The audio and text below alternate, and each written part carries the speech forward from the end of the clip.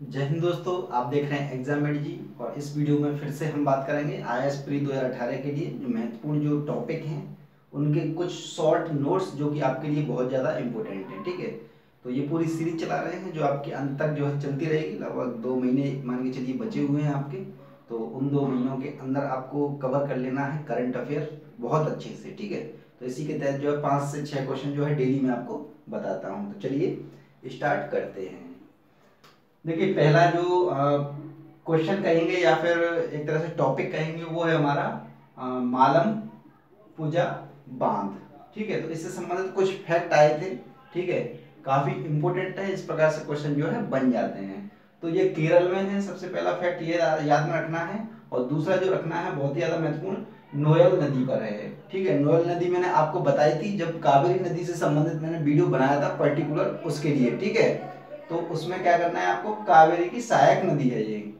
Noel नदी जो है कावेरी की सहायक नदी है, ये ध्यान में रखना है। और आज क्या कीजिए, कावेरी की अन्य सहायक कौन कौन सी नदियां हैं थोड़ा सा उन्हें रिवाइज करिए, दिमाग में लेके आइए। और एंड में स्क्रीन पर मैं वीडियो दे दूंगा आपको, चाहे तो आप ये आई बटन है वहां पर क्लिक करके उस वीडियो को देख लीजिएगा। ठीक है, तो कावेरी नदी की सहायक नदी है नोयल नदी।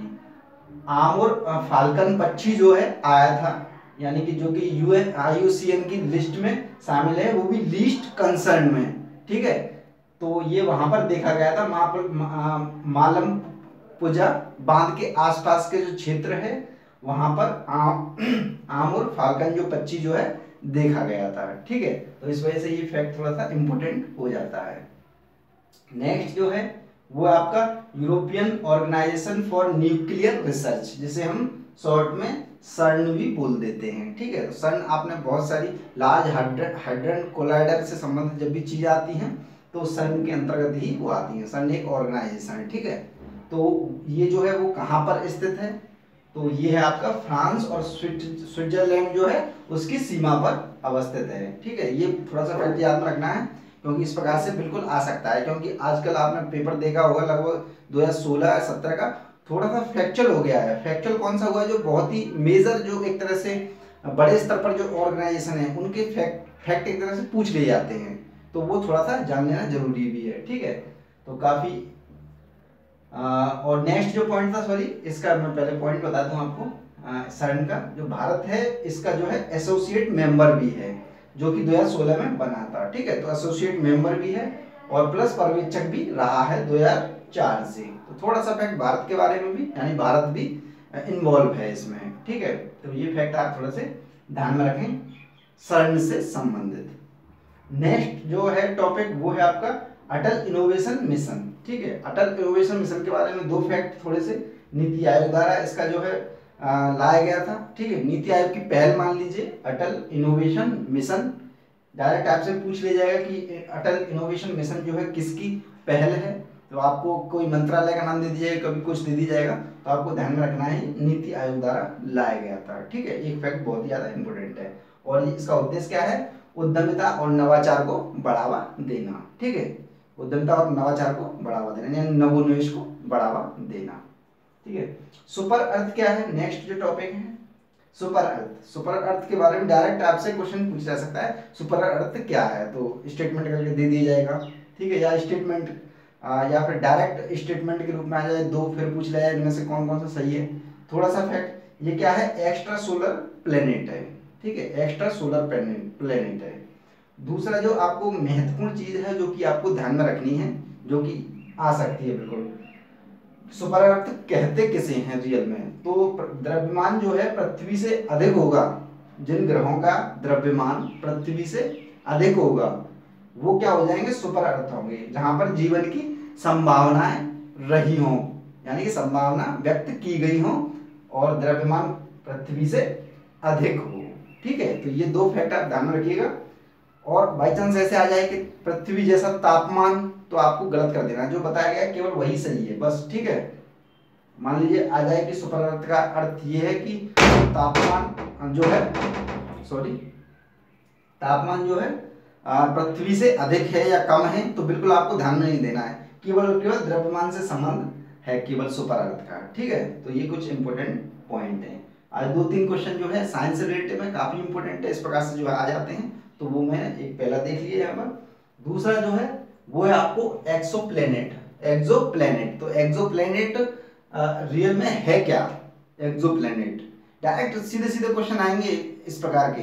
एक्सोप्लैनेट क्या है? आपने सुना होगा 2015 या 16 के आसपास आया था कि गोल्डीलॉक्स जोन क्या होता है। इस प्रकार से साइंस में जो मेजर जो होते हैं, बहुत ही बड़े स्तर पर जो चीजें उभर के आती हैं, वहां से क्वेश्चन डायरेक्टली बन जाते हैं। चाहे तो आपके जो है विज्ञान प्रगति से बने वो, चाहे आपका साइंस में बिल्कुल रहा हो वो करंट इवेंट में, तो करंट से संबंधित चीजें ही हम देख रहे हैं। ठीक है, तो एक्चुअल में है क्या?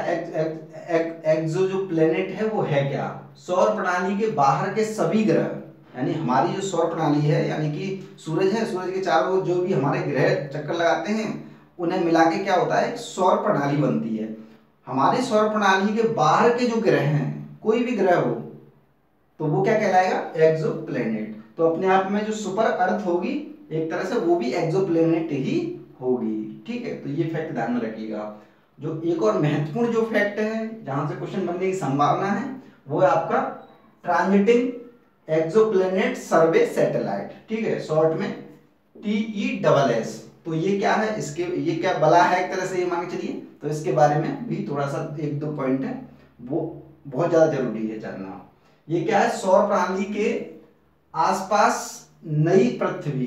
ठीक है, सौर प्रणाली के आसपास, यानी हमारी जो सौर प्रणाली है उसके आसपास में ये क्या करती है? नई पृथ्वी हो या फिर सुपर अर्थ की खोज करना, इसका क्या है? उद्देश्य है। डायरेक्टली पूछ जाएगा, ट्रांजिटिंग एक्सोप्लैनेट सर्वे सैटेलाइट का उद्देश्य क्या है? ऐसे करके आ सकता है। ये क्या काम करता है?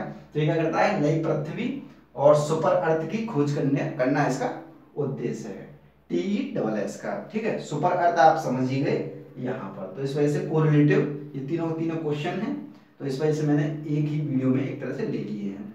काफी इंपॉर्टेंट टॉपिक है, इन्हें थोड़ा सा ध्यान से देखिएगा। बिल्कुल आने वाले समय में जो आपका IAS 2018 का जो प्रश्न पेपर होगा, उसमें बिल्कुल आपको बहुत सारे क्वेश्चन ऐसे मिल जाएंगे, इसी फॉर्मेट में आपको डायरेक्टली मिलने वाले हैं। ठीक है, तो जो वीडियो आए हैं स्क्रीन पर उन्हें जरूर देख लीजिएगा। इस वीडियो को लाइक जरूर कर दीजिएगा, शेयर कर दीजिएगा। सब्सक्राइब नहीं किया है सब्सक्राइब कर लीजिए, और घंटे जैसी आकृति जो है बेल आइकन, उसे जरूर दबा दीजिएगा यदि वीडियो नोटिफिकेशन आपको प्राप्त करना है। और थोड़ा सा और सुन लीजिए एक चीज, जो UPSC11.com है वेबसाइट है, उस पर जाके आपको बहुत सारी चीजें मिल जाएंगी। ठीक है, और कुछ लोग पूछ रहे हैं कि टेस्ट सीरीज वगैरह की, तो टेस्ट सीरीज भी आपको विजन IAS और अन्य की भी मिल जाएगी, और जल्द ही जो है पूरी जो है डाल दी जाएंगी वहाँ पर। NCERT MCQs जो है पढ़ना बहुत ज़्यादा जरूरी है, चाहे इस बार दे रहे हैं चाहे आप अगले साल देंगे। ठीक है, डिस्क्रिप्शन में उसका लिंक मिल जाएगा, वहाँ से आप ले लीजिए। और इस साल का जो करंट मैंने तैयार किया है पूरी PDF, वो तो एक तरह से बहुत ज़्यादा इंपॉर्टेंट है। जिन लोगों ने ले ली है उनके रिव्यू आप देखते रहिए, वो लोग लिख रहे हैं कमेंट बॉक्स में। ठीक है, कैसा लग रहा है उन्हें अपने आप। फेसबुक पेज से जुड़ने के लिए आपको facebook.com/examedg1 करके डाल दीजिएगा, वहां पर जा सकते हैं। तो ये थोड़ी सी इन्फॉर्मेशन थी हमसे जुड़ने के लिए, तो वो मैंने आपको बता दी। तो देखते रहें एग्जाम में जी। जय हिंद, जय भारत, धन्यवाद।